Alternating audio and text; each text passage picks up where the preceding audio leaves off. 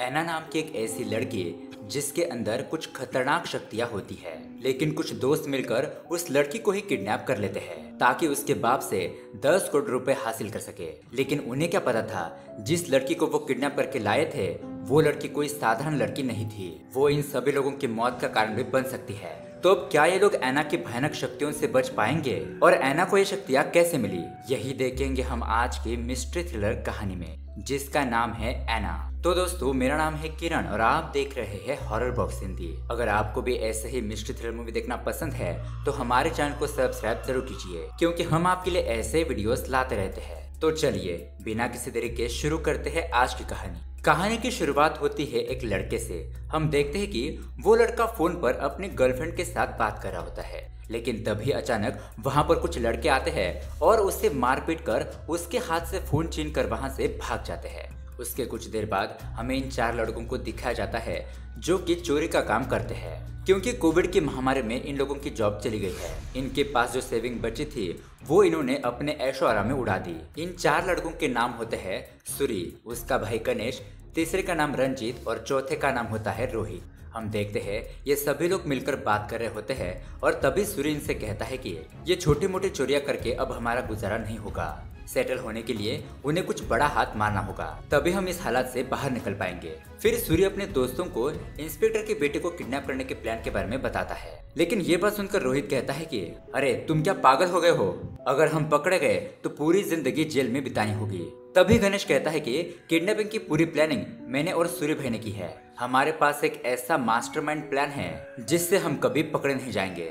लेकिन दोस्तों, असल में ये पूरा प्लान गणेश का होता है। खैर, अब उसके अगले दिन हम देखते हैं इंस्पेक्टर की बेटी अपने बॉयफ्रेंड के साथ कार में कहीं जा रही होती है, लेकिन तभी अचानक एक सुनसान रास्ते पर ये चारों दोस्त उनकी कार को रोक लेते हैं और उन दोनों को किडनैप करके अपनी कार में बिठाकर एक बहुत ही पुराने फार्म हाउस में लेकर आते हैं। तभी हम देखते हैं इंस्पेक्टर की बेटी और उसके बॉयफ्रेंड को एक कमरे में लाकर कुर्सी से बांध दिया जाता है। तो उस लड़की का बॉयफ्रेंड जोर जोर से चिल्लाने लगता है और कहता है कि सालो हरामजादो, एक बार मेरे हाथ तो खोलकर दिखाओ, फिर मैं तुम लोगों की एक एक करके हड्डी पसली एक कर दूंगा। और वो अपनी गर्लफ्रेंड से कहता है कि बेबी तुम मत डरो, ये लोग हमें कुछ भी नहीं कर सकते, थोड़ी ही देर में यहाँ पर मेरे दोस्त आते ही होंगे हमें बचाने के लिए। अब ये लड़का इतना ज्यादा चिल्ला रहा था, इसलिए ये लोग उसे उस कमरे से बाहर निकालते हैं और बाहर आने के बाद वो लड़का गणेश का नाम लेता है और उसके हाथ पैर खोलने के लिए कहता है। तो अब ये देखकर राहुल पूछता है कि गणेश, इसको तेरा नाम कैसे पता? और दोस्तों, यहाँ पर हमें एक शॉकिंग बात पता चलती है। दरअसल उस लड़की का बॉयफ्रेंड भी इन लोगों के प्लान में शामिल था, मतलब कि इन लोगों का 5वां पार्टनर। गणेश बताता है कि ये मेरा बेस्ट फ्रेंड मदन है और ये भी हमारे प्लान का एक हिस्सा है। तभी रंजित और रोहित ये कहकर गुस्सा हो जाते हैं कि आखिरकार उन लोगों से ये बात क्यों छुपाई गई। तब सूरी बताता है कि ये इंस्पेक्टर की बेटी हमारे लिए एक बैकअप प्लान की तरह काम करेगी, क्योंकि हमारा असली प्लान तो इस शहर के सबसे अमीर आदमी नागा वर्मा की बेटी को किडनैप करना है। उसकी इकलौती बेटी है और वो अपनी बेटी को बचाने के लिए हमें जितनी चाहिए उतनी रकम दे सकता है। और पुलिस को यहाँ की लोकेशन मिल भी गई और हम लोग पकड़े भी गए तो हम लोग कहेंगे कि हम इंस्पेक्टर के बेटे के बॉयफ्रेंड मदन के दोस्त है जो उन्हें यहाँ पर बचाने के लिए आए थे, और जिन लोगों ने इन दोनों को किडनैप किया था वो लोग यहाँ से भाग गए। इन सब में मदन भी उनका साथ देगा और ऐसा करने से वो लोग पुलिस के हाथों से बच जाएंगे। खैर, अब उसके अगले ही दिन ये लोग नागा वर्मा के बंगले पर पहुंच जाते हैं। हम देखते हैं कि उस घर में बहुत ही तगड़ी सिक्योरिटी होती है, लेकिन ये लोग कहते हैं कि ये यहाँ पर गवर्नमेंट की तरफ से सैनिटाइजर छिड़कने के लिए आए हैं, जिस वजह से सिक्योरिटी वालों को भी इनके ऊपर शक नहीं होता। लेकिन ये लोग यहाँ पर सैनिटाइजर की जगह पर बेहोशी की दवा फैलाकर इन सभी लोगों को बेहोश कर देते हैं। अंदर जाने के बाद हम देखते हैं नागा वर्मा की बेटी अकेले ही एक रूम में बैठी होती है जिसका नाम है ऐना। तो अब ये लोग ऐना को भी किडनैप करके उसी घर में लेकर आते हैं जहां पर उन्होंने उस इंस्पेक्टर की बेटी को रखा था। यहाँ दूसरी तरफ हमें दिखाया जाता है कि स्टेट का एमपी बहुत ज्यादा परेशानी में होता है, क्योंकि उसकी बेटी ने अपने कुछ न्यूड फोटोज अपने बॉयफ्रेंड को भेज दिए थे, लेकिन कुछ लड़के उसके बॉयफ्रेंड का फोन ही चुरा कर भाग गए थे। और दोस्तों, ये वही लड़का होता है जिसे हमने मूवी के स्टार्टिंग में देखा था, और उन 4 दोस्तों ने इसी का मोबाइल चुराया था। अब उस फोन के अंदर एमपी की बेटी की न्यूड फोटोज थी, और अगर वो इंटरनेट पर वायरल हो गई तो एमपी कहीं पर मुंह दिखाने के लायक नहीं रहेगा। इसीलिए वो एक पुलिस ऑफिसर को कहता है कि कैसे भी करके जल्दी से जल्दी उस फोन को ढूंढ कर निकालो। तब वो ऑफिसर बताता है कि मेरे जान पहचान में एक पुलिस ऑफिसर है जिसका नाम है अरुण, वो इस केस को जल्दी से सॉल्व कर सकता है। अब उसके बाद हम देखते हैं नागा वर्मा को, जिसे पता चल चुका था कि उसकी बेटी का किडनैप कर लिया गया है। इसीलिए वो घर पर आकर अपने सिक्योरिटी स्टाफ को और नौकरों पर चिल्लाने लगता है कि इतनी ज्यादा टाइट सिक्योरिटी होने के बावजूद भी कुछ लोग आकर उसकी बेटी को किडनैप करके ले गए, और वो परेशान हो जाता है कि अब उसकी बेटी कहाँ पर होगी। यहाँ फार्म हाउस में हम ऐना को देखते हैं जिसे कुर्सी से बांध दिया गया है। तभी रंजित उसकी आंखों की पट्टी खोलने के लिए जा रहा था, लेकिन तभी गणेश उसे कहता है कि अरे बेवकूफ, तू ये क्या कर रहा है? अगर तू पट्टी खोलेगा तो वो हमें देखने लगी, चल यहाँ से, कुछ भी करता रहता है। ऐसा कहते हुए ये लोग वहाँ से चले जाते हैं, लेकिन रंजित ऐना के ऊपर मोहित हो गया था। यहाँ बाहर सूरी ऐना के पिता नागा वर्मा को कॉल करता है और उसके बेटे के बदले में 10 करोड़ रुपए की मांग करता है। अब ये सुनकर पहले तो नागा वर्मा उन लोगों को धमकी देता है कि उसकी बेटी को छोड़ दे, लेकिन ये लोग उसकी धमकी से नहीं डरते। इसीलिए अब अपनी बेटी की जान बचाने के लिए वो 10 करोड़ रुपए देने के लिए तैयार हो जाता है। और नागा वर्मा उनको पूछता है कि तुम लोग सुरक्षित तो हो ना, तुम ऐना के करीब मत जाओ, उससे थोड़ा दूरी ही बनाकर रखो। उसके बाद वो कहता है कि मुझे तुम्हारी लोकेशन भेजो, मैं खुद 10 करोड़ रुपए लेकर वहाँ पर आ जाऊंगा। अब ये बात सुनकर सूर्य थोड़ा सा घबरा जाता है। वो कहता है कि हम तुम्हें 1-2 दिन में लोकेशन भेज देंगे, वहाँ पर आकर तुम पैसे दे देना। इतना कहकर वो फोन को कट कर देता है। अब उसके अगले सीन में हम देखते हैं वो ऑफिसर इंस्पेक्टर अरुण के पास पहुंच जाता है और उसे एमपी के बेटे के बारे में सब कुछ बता देता है कि 4 चोरों ने उसके बॉयफ्रेंड का मोबाइल चुरा लिया है और उस फोन में उस लड़की की न्यूड फोटोज है, इसीलिए हमें उस फोन को कैसे भी करके हासिल करना ही होगा। तो अरुण कहता है कि ठीक है, मैं इस केस को देख लूंगा। उसके बाद वो तुरंत ही अपने आदमी चंदू को कॉल करता है और उसे चोरी हुए फोन का नंबर बताता है और कहता है कि जैसे ये फोन ऑन होता है उसे ट्रेस करके उसकी लोकेशन मुझे भेज दो। अब उसके अगले सीन में हम रंजित को देखते हैं जो कि फिर से ऐना के पास आ जाता है। वो उसके ऊपर मोहित हो गया था, इसीलिए वो उसकी आंखों की पट्टी खोल देता है, लेकिन तभी ऐना की आंखों को देखते ही पता नहीं उसे क्या हो जाता है। वो बहुत ज्यादा घबराते हुए देवी देवी कहकर चिल्लाने लगता है और ऐसा बोलते बोलते वो वहाँ पर पड़ा हुआ पेपर और पेन लेकर ऐना की ड्राइंग बनाने लगता है। तभी ऐना की आंखों में देखने पर हमें पता चलता है कि कोई शक्ति जागृत हो रही है। अब यहाँ दूसरी तरफ हमें ऐना के चाचा के लड़के को दिखाया जाता है। ऐना की किडनैपिंग होने की वजह से वो अपने मैनेजर के ऊपर बहुत ज्यादा गुस्सा होने लगता है। फिर वो ऐना के कमरे में जाता है और हमें पता चलता है कि वो ऐना को पाना चाहता है। हवस में आकर वो ऐना के कपड़ों को सूंघता है, लेकिन तभी हम उसके पीछे किसी काले साये को देख पाते हैं। वो पीछे मुड़कर देखता है, लेकिन वहाँ पर कोई भी नहीं था। लेकिन उसके पीछे वो कपड़े अपने आप ही हवा में तैरने लगते हैं और उसके देखते ही फिर से वो कपड़े नीचे गिर जाते हैं। खैर, अब उसके अगले सीन में हमें रंजित को दिखाया जाता है जो कि टॉयलेट कर रहा होता है। तभी उसे कुछ अजीब सी आवाज आती है और वो वहाँ का दरवाजा ओपन करता है तो उसे वहाँ पर एक छोटा बच्चा दिखाई देता है और अचानक वो बच्चा उसकी तरफ रेंगते हुए आने लगता है और ये खतरनाक नजारा देखकर उसकी तो फटके हाथ में आ जाती है। वो अपनी आंखें खोलकर देखता है तो अगले ही पल में वो बच्चा गायब हो गया था। फिर रंजित उठकर फ्लैश का बटन दबाने ही वाला था कि अचानक वो बटन अपने आप ही दब जाता है, जैसे कि किसी अदृश्य शक्ति ने उसे दबाया हो। और अब ये देखकर रंजित तो डर के मारे वहां से भाग ही जाता है। यहाँ दूसरी तरफ हम नागा वर्मा को देखते हैं जो कि अपने घर पर एक अघोरी तांत्रिक को लेकर आता है। वह अघोरी बताता है कि ऐना को किसी ने किडनैप नहीं किया है, बल्कि उसने खुद ही ये रास्ता चुना है। फिर वो अघोरी नागा वर्मा से कहता है कि अब मुझे अपना काम शुरू कर देना चाहिए, अगर थोड़ी सी भी गलती हुई तो वो फिर से हमारी दुनिया में आ जाएगा। और ये बात सुनकर नागा वर्मा बहुत ज्यादा घबरा जाता है। अब उसके बाद वो अघोरी तांत्रिक अपने शिष्य के साथ वहाँ से जाने लगता है, लेकिन तभी उसका शिष्य उससे पूछता है कि गुरुजी, अगर ऐना इंसान नहीं है तो वो कौन है? अघोरी बताता है कि ऐना कोई इंसान नहीं बल्कि वो देवी है। और वो तांत्रिक अपने चेले को एक कहानी बताना शुरू करता है। अब यहाँ से ये सीन पास्ट में 1930 में शिफ्ट होता है। उस समय अंग्रेज भारत के लोगों पर बहुत ज्यादा अत्याचार और जुल्म कर रहे थे, इसलिए अब अंग्रेजों से छुटकारा पाने के लिए मैसूर के गांव के कुछ पंडितों और साधुओं ने मिलकर एक ऐसा संगठन बनाया जिसके जरिए वो काला जादू करने लगे और इस गठबंधन का नाम रखा गया रुद्रापी। गांव के मुखिया शिप्रा वर्मा के साथ साथ यहाँ के सभी लोगों ने उस संगठन को समर्थन दिया, उन लोगों की रक्षा करने का वचन दिया। लेकिन तभी उस गांव में अमाया नाम का एक तांत्रिक आ जाता है। इसलिए रुद्रापी संगठन के लोग सोचते हैं कि अमाया एक बहुत बड़ा तांत्रिक है, वो हमें बहुत कुछ सिखा सकता है, और इसलिए उन्होंने अमाया को अपने संगठन में शामिल कर लिया। लेकिन दोस्तों, यहाँ पर अमाया का प्लान तो कुछ और ही था। वो बहुत बड़ी सिद्धि पाकर पैरेलल यूनिवर्स के दरवाजे को खोलना चाहता था ताकि वहाँ की सारी शक्तियाँ हासिल करके पूरे दुनिया पर राज कर सके। उसने इससे पहले बहुत सालों तक तपस्या करके कुछ शक्तियाँ हासिल की थी जो कि किसी लिक्विड फॉर्म में थी। इसीलिए अब अमाया अपने मकसद को पूरा करने के लिए रुद्रापी दल के कुछ लोगों को मार देता है और कुछ लोगों को अपने साथ मिला लेता है। लेकिन इसके कुछ ही दिनों में ब्रिटिश सरकार को ये बात पता चली कि कुछ लोग मिलकर काला जादू कर रहे हैं और ये खबर मिलने के बाद ब्रिटिश सिपाही उन संगठन के लोगों को एक एक करके मारना शुरू कर देते हैं। अब ये देखकर अमाया शिप्रा वर्मा को उस लिक्विड फॉर्म वाली शक्ति को दे देता है और इसे अपने बेटी को खिलाने के लिए कहता है ताकि उस शक्ति के जरिए वो यहाँ पर राज कर सके। और इतना कहकर वो अपनी जान दे देता है। लेकिन दोस्तों 2 पीढ़ियां गुजर जाने के बाद भी शिप्रा वर्मा के खानदान में बेटी पैदा नहीं होती और उसकी तीसरी पीढ़ी थी नागा वर्मा। और बच्चा पैदा होने के बाद उसकी पत्नी की मृत्यु हो गई थी और नागा वर्मा को ये बात पता थी कि सर्जिकल डिलीवरी हो जाएगी तो उसकी पत्नी की मौत हो सकती है। लेकिन फिर भी उसने डॉक्टर को सर्जरी करने के लिए कहा और तब उसे जो बेटी पैदा हुई थी उसी का नाम होता है एना। बचपन में ही नागा वर्मा उस शक्तिशाली द्रव्य को अपनी बेटी को पिला देता है जिससे कि उसके अंदर बहुत सारी शक्तियां आ गई थी। अब उसके बाद यहाँ पर हम प्रेजेंट में आते हैं जहाँ पर वो चेला उस तांत्रिक से पूछता है कि गुरुजी क्या उसे रोकने का कोई भी उपाय नहीं है। तांत्रिक कहता है कि नहीं, उसे कोई भी रोक नहीं सकता।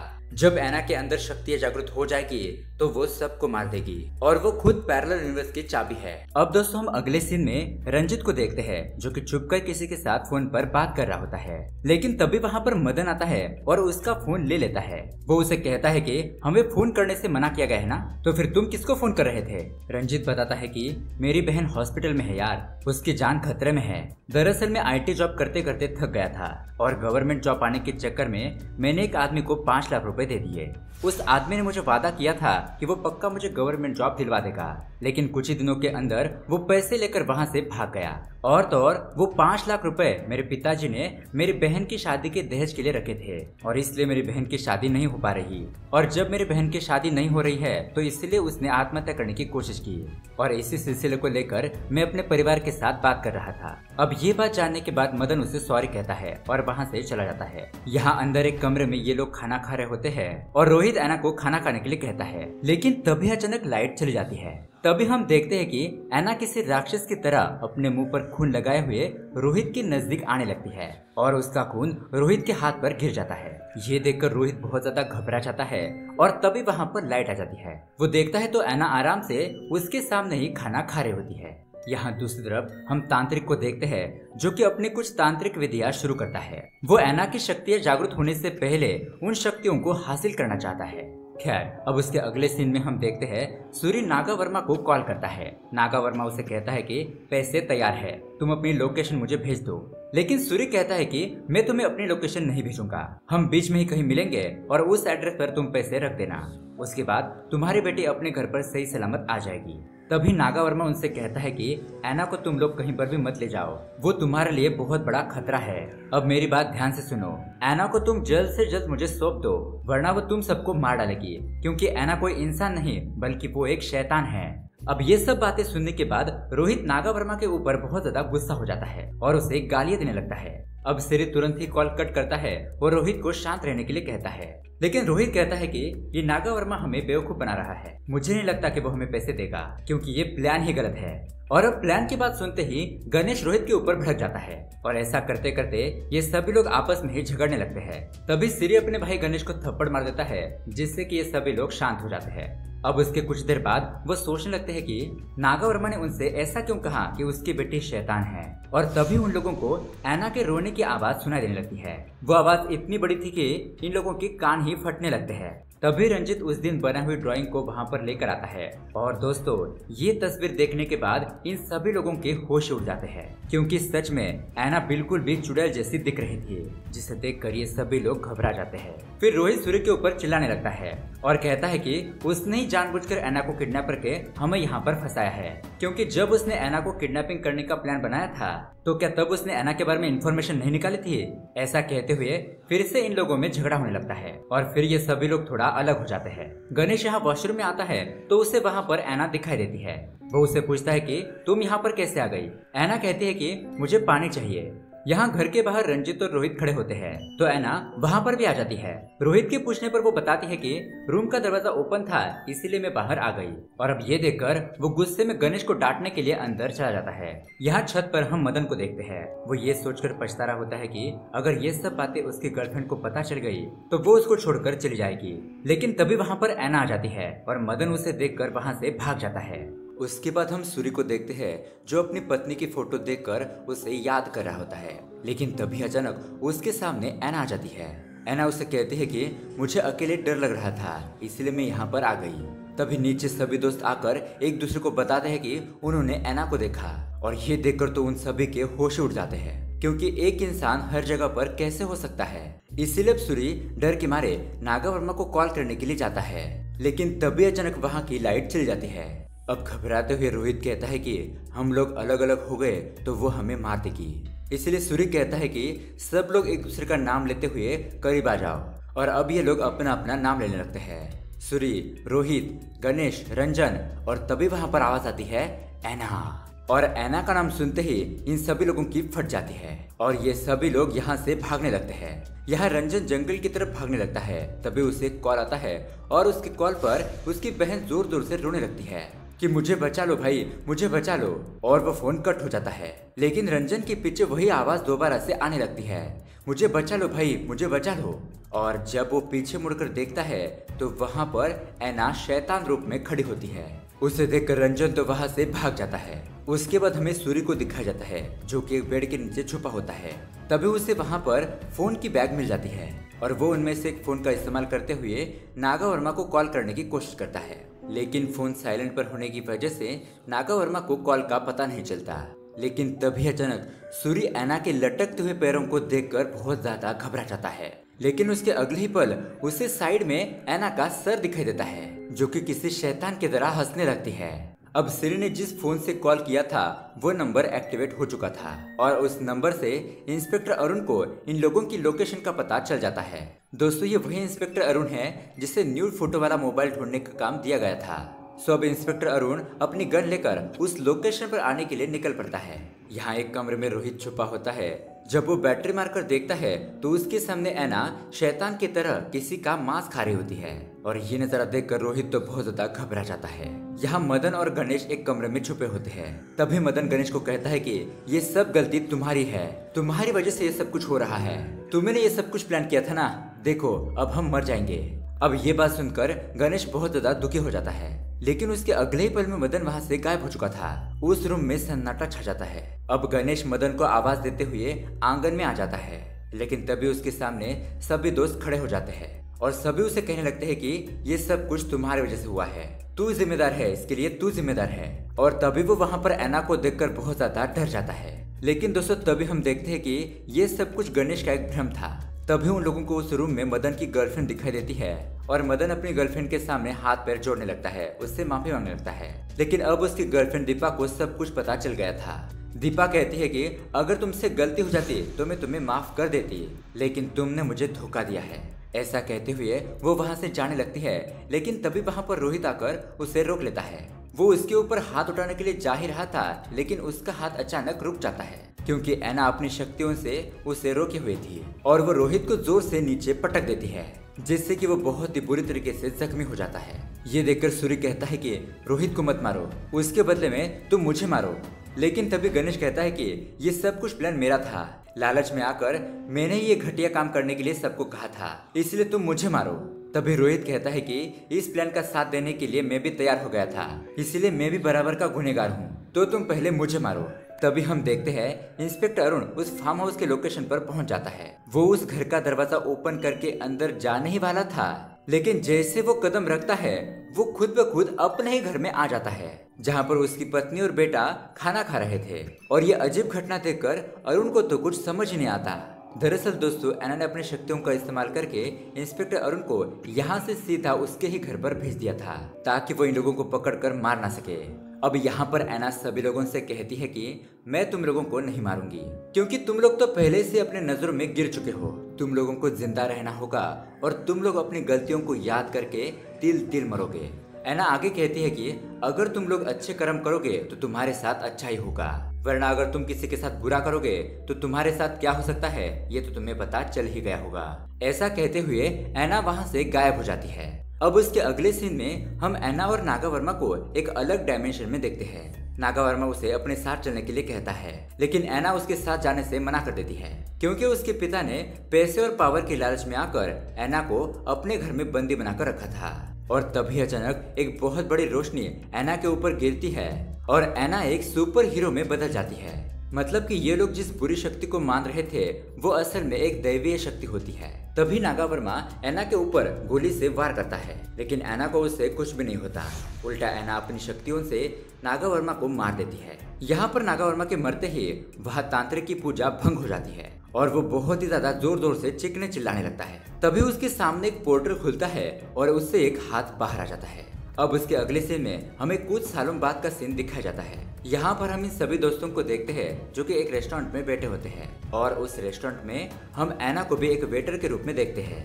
तभी वहाँ पर एक न्यूज दिखाई जाती है कि एक ट्रक वाले ने 3 लोगों को उड़ा दिया और उसके अगले ही पल हम देखते हैं एना सुपर हीरो बनकर उस ट्रक वाले को सबक सिखाती है। मतलब कि एना अब एक सुपर हीरो बन चुकी है। और दोस्तों इसी के साथ ये कहानी यहीं पर एंड हो जाती है। तो दोस्तों ये कहानी आपको कैसी लगी हमें कमेंट करके जरूर बताना और आगे आप कौन सी मूवी के एक्सप्लेनेशन वीडियो देखना चाहते हो उस मूवी का नाम भी कमेंट करके जरूर बताइएगा।